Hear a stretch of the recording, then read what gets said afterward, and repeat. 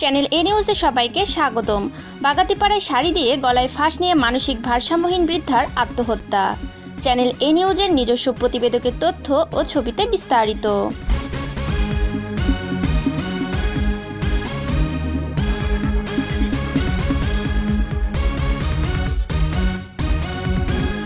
নাটোরের বাগাতিপাড়ায় রোগের যন্ত্রণা সহ্য করতে না পেরে পরনের শাড়ি দিয়ে গলায় ফাঁস নিয়ে ৬২ বছর বয়সী আমেনা বেগম আত্মহত্যা করেছে।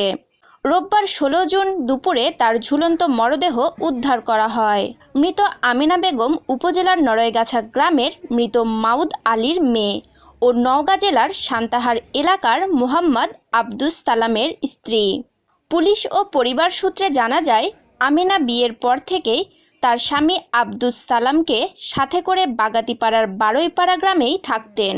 তাদের ঘরে ২ ছেলে ও ১ মেয়ে জন্ম নেয়ার কিছুদিন পরে তার স্বামী আবার একটি বিয়ে করে নওগাঁর সান্তাহার নিজ এলাকায় চলে যায় এবং সেখানেই বসবাস করতে থাকেন।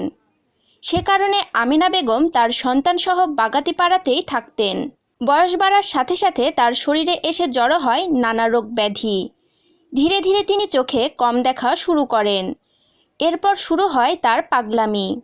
গত ৩-৪ মাস আগে আমেনা আত্মহত্যা করার জন্য নাটোর বাগাতিপাড়া প্রধান সড়কের ওপর শুয়েছিলেন। পরিবারের লোকজন টের পেয়ে তাকে বাড়িতে নিয়ে আসেন। সেখান থেকে তাকে বাড়িতে আনার পর থেকে তিনি সবসময় ক্ষিপ্ত হয়ে থাকতেন এবং পরিবারসহ বাহিরের লোকজনের সাথে খারাপ ভাষায় কথা বলতেন।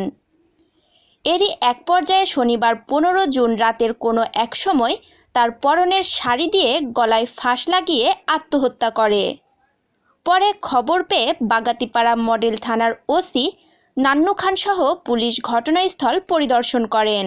মৃতের নাতবো মোছাম্মদ উর্মিকা খাতুন জানান, অসুস্থ, ঘুমায় হচ্ছে যে ১১টা ১২টা দুপুর পরে উঠে, ওনার ঠিক নাই, উনি অসুস্থ।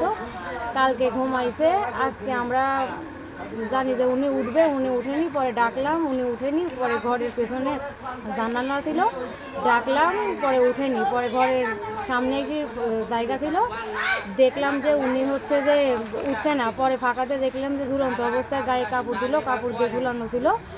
পরে আমার শ্বশুরকে বললাম, শ্বশুর ওই অন্য রুম দিয়ে উঠে গিয়ে ওনাকে কাটে হচ্ছে যে উঠে দেখে যে হচ্ছে যে পরে কাটে দেখে যে উনি হচ্ছে যে মারা গেছে।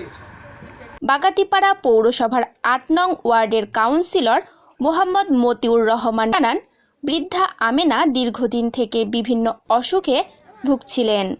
সে মানসিকভাবে অসুস্থ ছিল। এর আগেও সে কয়েকবার আত্মহত্যা করতে গিয়েছিল, কিন্তু পরিবারের সচেতনতায় সে আত্মহত্যা করতে পারেনি। মূলত রোগব্যাধির যন্ত্রণা সহ্য করতে না পেরে আমেনা বেগম আত্মহত্যা করে বলে তিনি ধারণা করেছেন। বাগাতিপাড়া মডেল থানার অফিসার ইনচার্জ ওসি নান্নু খান বৃদ্ধা আমেনা বেগমের আত্মহত্যার সত্যতা নিশ্চিত করে বলেন, খবর পেয়ে তারা ঘটনাস্থলে গিয়েছিলেন। সেখানে গিয়ে মরদেহটির প্রাথমিক সুরতহাল প্রতিবেদন তৈরি করা হয়। পরিবার বা অন্য কারো কোনো অভিযোগ না থাকায় লাশ দাফনের অনুমতি দেওয়া হয়।